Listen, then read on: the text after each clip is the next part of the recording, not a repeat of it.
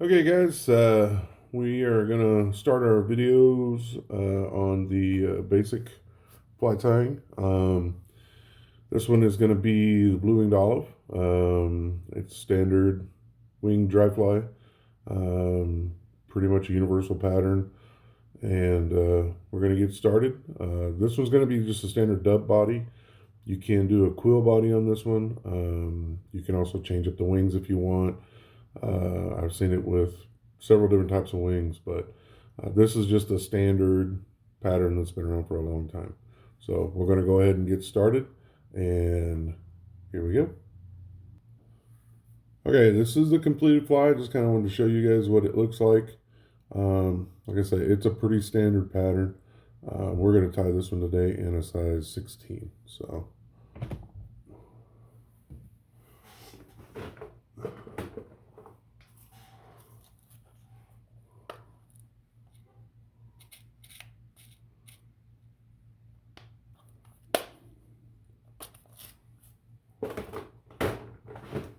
just going to be on a standard dry fly hook.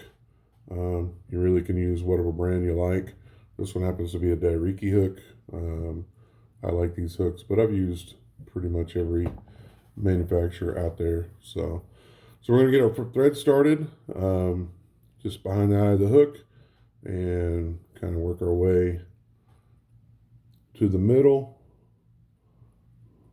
Cut that off. Pretty much how I start all my dry flies, just the way I've always done them. And then we're going to work our way back to about right there, I'm going to pick out a couple of hackle tips. This happens to be just a hen neck. This is just a cheap one. You can use pretty much whatever whatever kind you like. I just started using the whiting, and they're really nice. These hen necks are good to have. You can use them for wet fly hackle, dry fly wing tips. A lot of good uses for those to have in several colors, and they're not super expensive. So something you can have a lot of. So we're just going to pair these up back to back. And I'm just going to line up the tips. The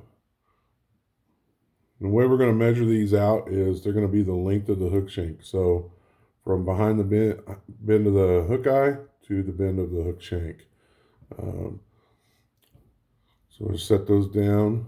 Now, one thing you always want to do is you want to make sure that these are right on top of the hook shank. So do a loose loop and then tighten that down. Throw in a couple anchor loops. Trim that off. And we'll go ahead and tie that off. I'm going to just take and pull these back. So we're going to build a thread dam right here in front. And that's what's going to cock our wings up for us. And what I like to do is just come in here and do a figure 8 between the wings. That kind of helps them set and stay in place. So they're not like all over the place. We'll come in and do a couple of locking turns there.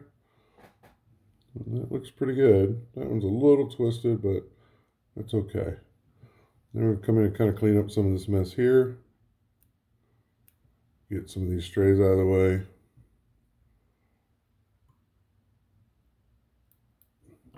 Sorry, my fingers are in the way. I'm not used to tying for a camera. I'm used to just kind of going at it and tying. And one of the reasons you want to kind of clean this mess up when you get ready to start tackling the fly, you're not really competing for space for your hackle. This way you're less likely to have some problems. Blow that out a little bit. Just come and clean that up. Lay it down.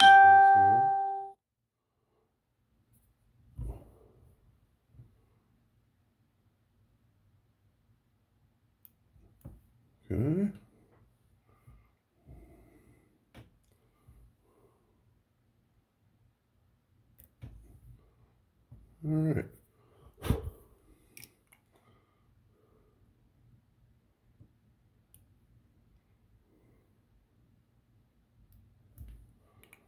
All right. Oh, oh, oh.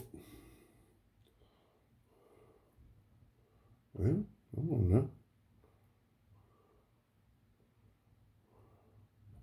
There we go. Next, we're going to tie in our tail. You can use a lot of different tailing fibers.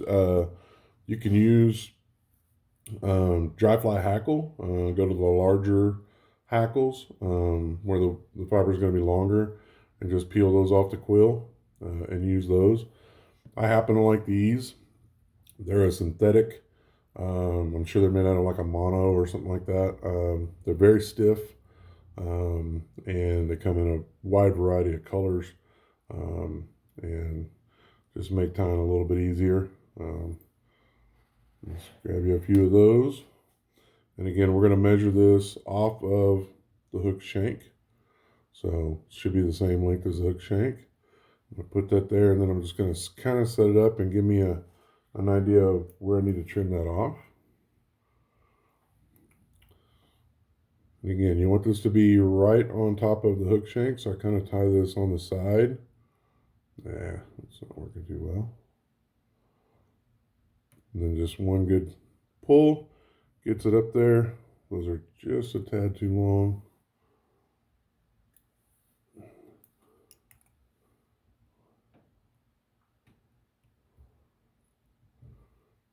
That's about right. And I'm just holding those in place. Make sure I keep those on top of the hook shanks so they don't roll over.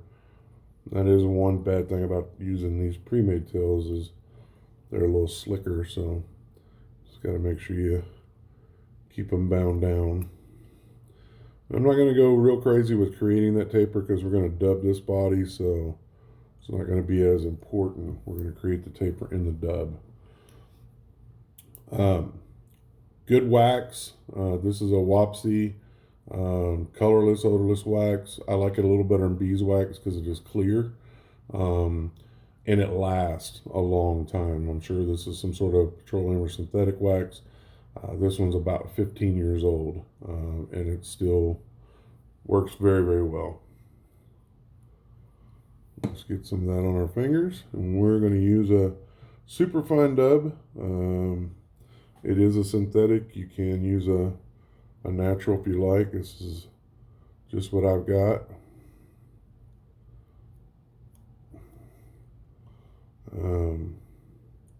It's what I've always used. And I want this rope to be pretty tight, so I can kind of get a little bit of segmentation in the body. So that's where using the wax really helps out as well. We'll see where that gets us. We're going to start our body here.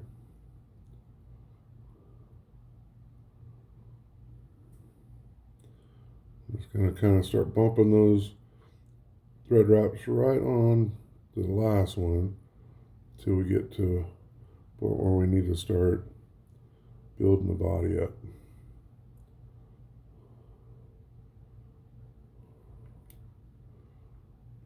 That looks pretty good. Nice even tapered. We got some dark lines in there. A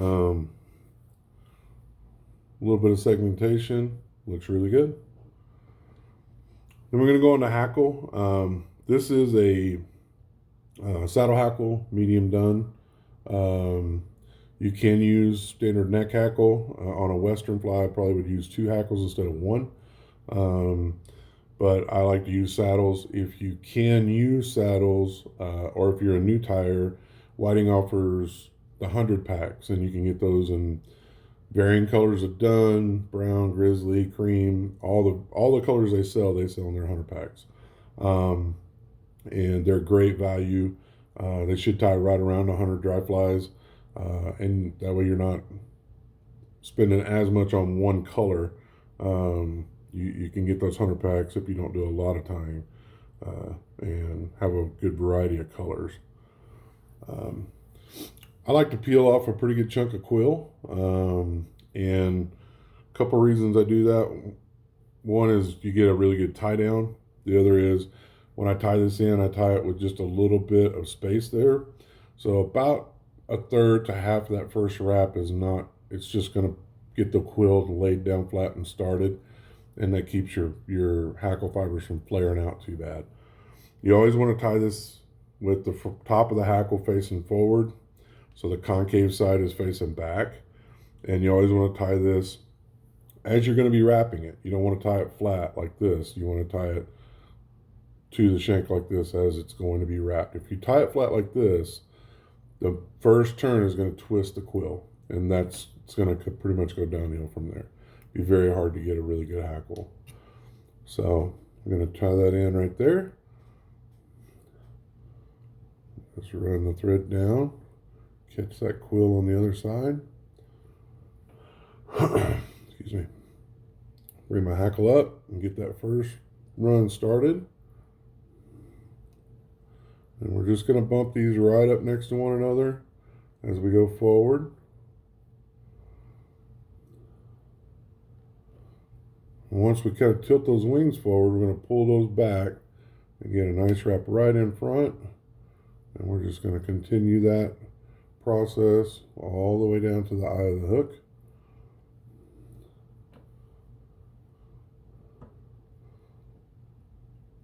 Trim that off.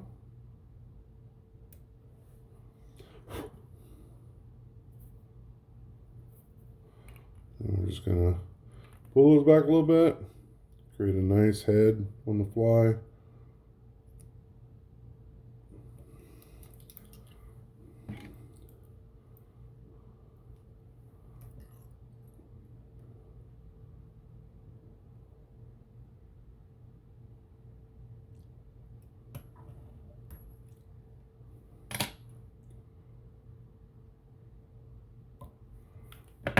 We'll just come in and trim up a couple of our spares there. Pull this forward. And we'll trim some of the back ones that are kind of sticking, flaring back a little bit.